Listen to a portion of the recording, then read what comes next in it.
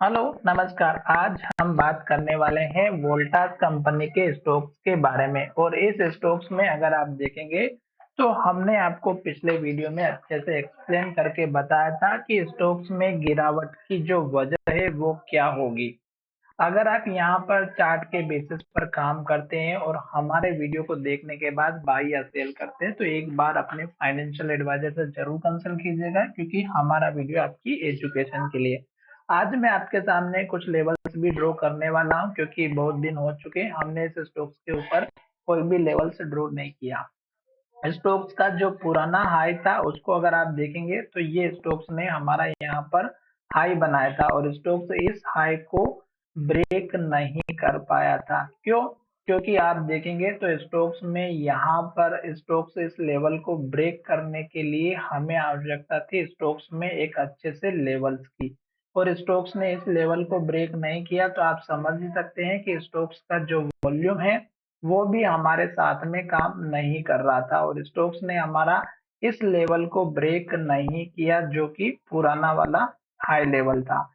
तो ये चीज आपको एक तो ध्यान में रखना है कि स्टोक्स ने इस हाई लेवल को ब्रेक नहीं किया। और दूसरा, इस स्टोक्स में इस हाई को ब्रेक ना करने के बाद स्टोक्स जब ऊपर की तरफ से डायरेक्शन को नेगेटिव की तरफ लेकर के आया तो उसमें स्टोक्स ने रेड कैंडल बनाई थी। और रेड कैंडल अगर आप देखेंगे तो स्टोक्स ने उसी हाई के पास बनाई और एक के बाद एक रेड कैंडल और लो बनाते हुए नीचे की तरफ आया। सबसे इंपॉर्टेंट जो कि स्टोक्स अगर एक के बाद एक हाई और ग्रीन कैंडल बनाता है तो हमें स्टॉक्स में बने रहना है। जब स्टॉक्स यहाँ से एक के बाद एक हाई और ग्रीन कैंडल बनाते हुए ऊपर की तरफ जा रहा था तो स्टॉक्स में आप देखिएगा कि यहाँ तक ग्रीन कैंडल बनी, फिर स्टॉक्स ने यहाँ तक ग्रीन कैंडल बनाए। अब स्टॉक्स में आपको क्या करना था, ये स्टॉक्स का लास्ट का लो है और यहाँ पर स्टॉक्स ने लास्ट में ये लो बनाया था जो लगभग 1880 के आसपास का था।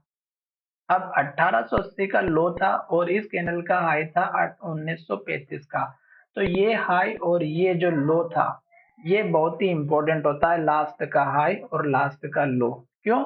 क्योंकि अगर हाई तोड़ के ऊपर की तरफ क्लोजिंग देता तो ऊपर जाता और लो तोड़ा तो इसलिए स्टॉक्स नीचे की तरफ गया। पर स्टॉक्स ने यहाँ पर बहुत देर तक ट्रेडिंग की, 3-4 दिनों तक स्टॉक्स ने इस लेवल पर ट्रेड किया 1880 के आसपास। और फाइनली जब स्टॉक्स ने इस लेवल को तोड़ा तो स्टॉक्स में आप देखिएगा इस वाली कैंडल में स्टॉक्स में नीचे वॉल्यूम आपको दिखाई दे रहा होगा, बहुत बड़े स्टॉक्स ने इसमें भी वॉल्यूम दिखाया था। और अगर आप देखेंगे तो थोड़ा सा और आप देखिएगा ये जो बड़ी सी कैंडल बनी है इसमें भी हमें वॉल्यूम दिखाई दे रहा होगा। तो ये जो चीज है ये आपको अच्छे से एक्सप्लेन मैं कर चुका हूँ, पिछले वीडियो में भी हमने अच्छे से बहुत बार वीडियो के माध्यम से एक्सप्लेन किया है कि जब भी स्टॉक्स हमारे पुराने वाले सपोर्ट लेवल के पास में होता है या पुराने हाई के पास होता है तो जब भी लेवल को ब्रेक करना होगा तो वॉल्यूम का आना बहुत ही जरूरी है। और ये स्टॉक्स ने इस कैंडल में इस लो को तोड़ा था 1880 का और वॉल्यूम के साथ तोड़ा था। अब स्टॉक्स हमारा फिर से इसी लेवल के पास में चल रहा है जो इस कैंडल का लो है 1840 का। अब स्टॉक्स फिर से अगर हमारा इस लेवल को तोड़ेगा तो फिर स्टॉक्स में बड़ी गिरावट दिखाई दे सकती है। इसलिए स्टॉक्स का छोटा सा सपोर्ट लेवल अगर आप देखेंगे तो स्टॉक्स का इस कैंडल का हाई जो कि 1818 का ये आपका एक तो पहला सपोर्ट बनेगा जो कि बहुत ही पास का लेवल है। अब 1818 का जो लेवल है ये स्टॉक्स का अगर सपोर्ट बनता है तो आपके लिए यहाँ पर एक मार्किंग होना बहुत ही जरूरी है, क्योंकि चार्ट को अगर आप देखेंगे तो आपको अच्छे से एक्सप्लेन करने पर समझ में आ जाएगा। तो ये देख सकते हैं। अब उसके बाद इम्पोर्टेंट जो सपोर्ट लेवल रहेगा वो रहेगा हमारा लास्ट का लो जो कि इस कैंडल का हेमर कैंडल का लो है 1750 या 54 के आसपास का। ये इसलिए इम्पोर्टेंट है क्योंकि अगर स्टोक्स ने एक बार इस लेवल को तोड़ दिया तो फिर स्टोक्स रुकने वाला नहीं है। और फिर स्टोक्स में जो 50 डेज का मूविंग एवरेज है यहाँ तक का हमें सपोर्ट दिखाई दे सकता है। तो इसलिए आपको क्या करना है, स्टोक्स अगर एक के बाद एक रेड कैंडल और लो बनाते हुए नीचे की तरफ जा रहा है तो वेट करें, जल्दबाजी नहीं करें। साथ ही आपको यहाँ पर एक बात और ये भी बता देता हूँ कि हमारा जितने भी स्टॉक्स के ऊपर वीडियो हैं खास करके वो लेवल्स जहां पर स्टॉक्स हमारा ट्रेड करते हुए दिखाई देता है। और मैं वीडियो तभी बनाता हूं जब स्टॉक्स में या तो रिवर्सल होने वाला है, या ब्रेकआउट होने वाला है, या बढ़ने वाला है, या घटने वाला है, या फिर ट्रेंड का अप ट्रेंड कंटिन्यू रहता है या डाउन ट्रेंड कंटिन्यू रहता है।